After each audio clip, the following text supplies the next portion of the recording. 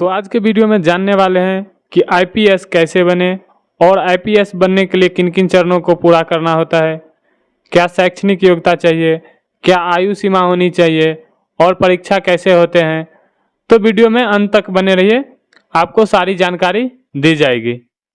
तो सबसे पहले बात कर लेते हैं शैक्षणिक योग्यता का। अगर आपको भी आईपीएस बनना है तो सबसे पहले आपको किसी मान्यता प्राप्त कॉलेज से ग्रेजुएशन की डिग्री प्राप्त करनी होगी, चाहे वो कोई भी स्ट्रीम हो, आर्ट्स हो, कॉमर्स हो, साइंस हो, लेकिन आपको एक किसी मान्यता प्राप्त कॉलेज से ग्रेजुएशन की डिग्री होनी चाहिए।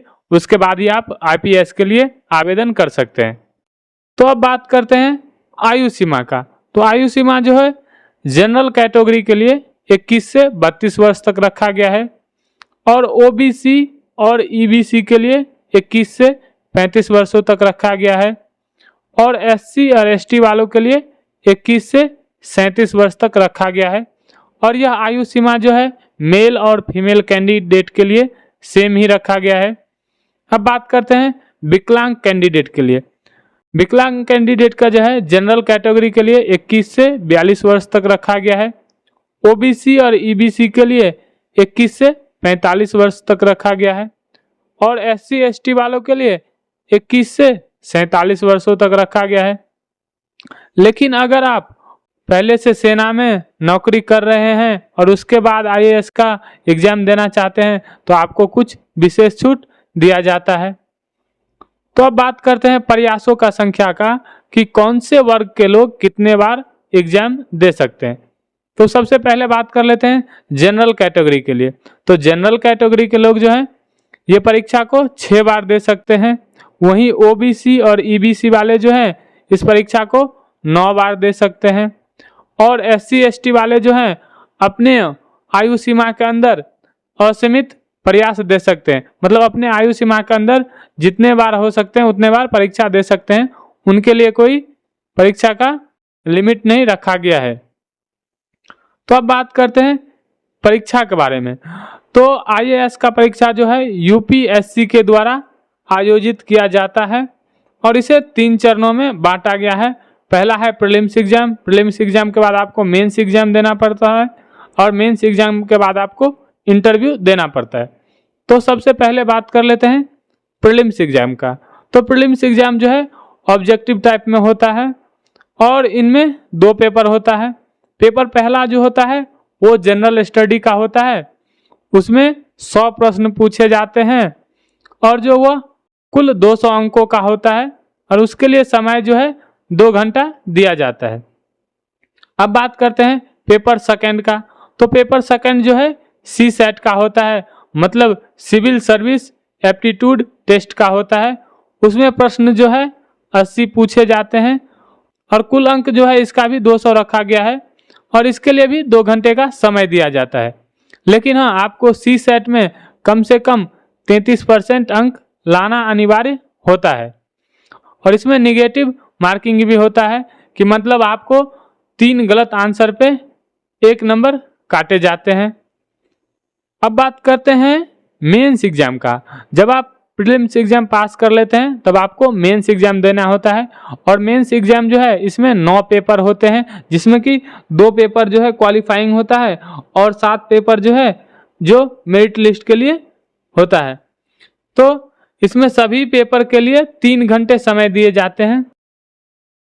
पेपर फर्स्ट जो कि आपको लैंग्वेज का होता है, आपको एक लैंग्वेज चुनना होता है जो कि संविधान में लागू हो, वो 300 अंकों का होता है।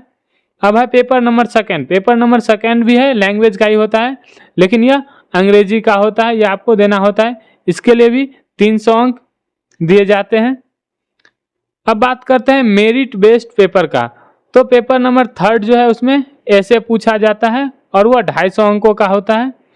अब बात करते हैं पेपर नंबर 4। तो पेपर नंबर 4 जो है वो सामान्य अध्ययन का होता है।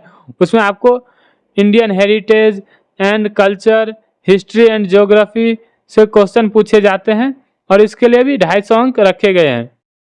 अब बात करते हैं पेपर नंबर 5। तो पेपर नंबर 5 जो है ये भी सामान्य अध्ययन से होते हैं। इसमें गवर्नेंस एंड कॉन्स्टिट्यूशन और polity, social justice and international relationship से क्वेश्चन पूछे जाते हैं। इसके लिए भी 250 अंक दिए जाते हैं। अब बात करते हैं पेपर नंबर 6, तो पेपर नंबर 6 जो है ये भी सामान्य अध्ययन से होते हैं।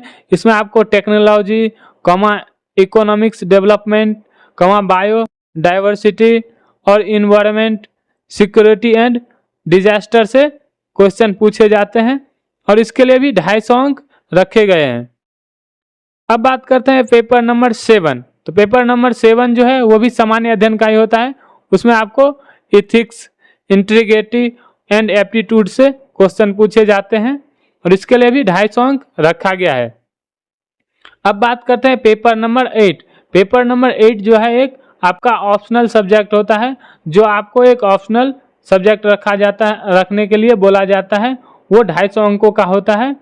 और पेपर नंबर 9 जो है वो भी एक ऑप्शनल सब्जेक्ट होता है, वो स्टूडेंट को अपने पसंद से रखना होता है और उसके लिए भी 250 अंक के क्वेश्चन पूछे जाते हैं। जब आप मेंस एग्जाम पास कर लेते हैं तब आपको इंटरव्यू के लिए बुलाया जाता है। तो इंटरव्यू में जो है आपका पर्सनैलिटी टेस्ट होता है, आपका व्यक्तित्व के बारे में, आपके समझ के बारे में, आपके नैतिक क्षमता और आपके ईमानदारी इत्यादि के परीक्षण होते हैं। जब आप इंटरव्यू पास कर लेते हैं तब आपका अंतिम चयन होता है। उसमें आपका मेंस एग्जाम का और इंटरव्यू का नंबर जोड़ के मेरिट लिस्ट तैयार किया जाता है और उसी के आधार पे आपको मेरिट लिस्ट में नाम आता है। जब आपका मेरिट लिस्ट में नाम आ जाता है तब आपको ट्रेनिंग के लिए भेजा जाता है। जब आप ट्रेनिंग पूरा कर लेते हैं तब आपको आईपीएस के पदों पर नियुक्त किया जाता है। तो आज के वीडियो में इतना ही, मिलते हैं नेक्स्ट वीडियो में। थैंक यू, धन्यवाद।